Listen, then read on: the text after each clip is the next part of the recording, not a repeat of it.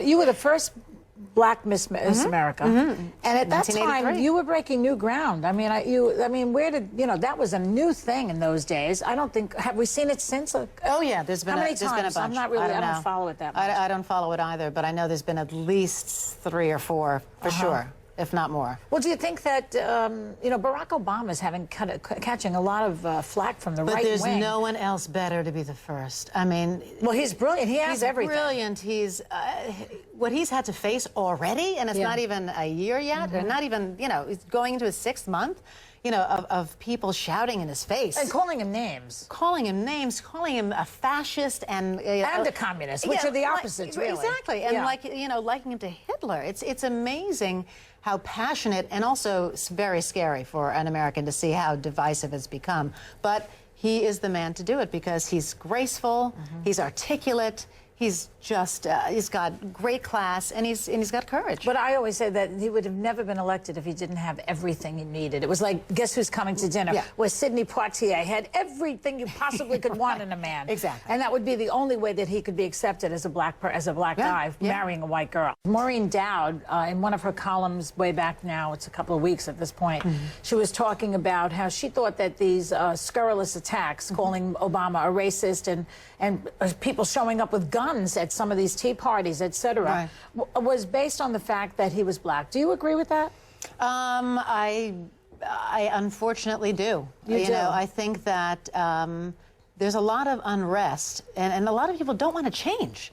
So that I think it's based in the fear. It's always when people act out in that type of anger, it's based on fear, and it's the fear of change, and that's what he promised, and that's what he's trying to do and trying to deliver. And a lot of people don't want to change, but a lot of people think they're more American if they don't change. Yes. That things are great, so we're not going to change, and we're more American than you are, which is incorrect. It's ridiculous. But do you experience racism, or have you? Oh, absolutely. You have? Absolutely, throughout my life. I mean, whether... At work? Well, I don't know, because most of my things are auditions, so I have no idea what they say behind the scenes. But in terms of confrontations and stuff, I'll tell you what they're saying. She's a gorgeous woman. You know that's what they're saying. Well, but growing up, I've of course been called the N-word. Growing up in a predominantly white neighborhood. Where did you grow up? In Westchester. I've been accused of breaking into somebody's car when I was opening my own car door and getting my child's shoe, which was incredible.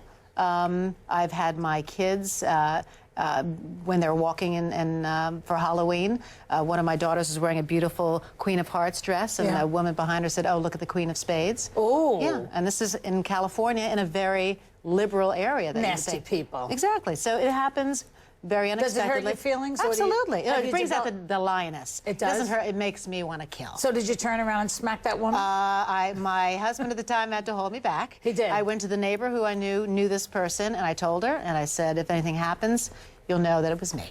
You know, when Hillary Clinton and Obama were both running in the primaries, a lot of lefty people, liberals, were saying, I wonder if the country's more sexist or more racist. What do you think?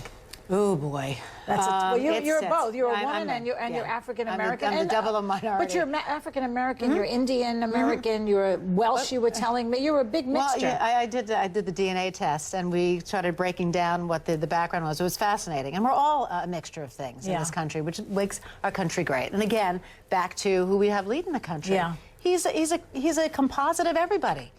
But I thought the country was more racist than sex. I would say they would, if anything. I mean, I don't think all Americans obviously fall into this category, but we have people who are sexist and racist in every country. But I also think growing up in New York, I thought, okay, it was the South, and it's not just the South. No, it's just bad people everywhere.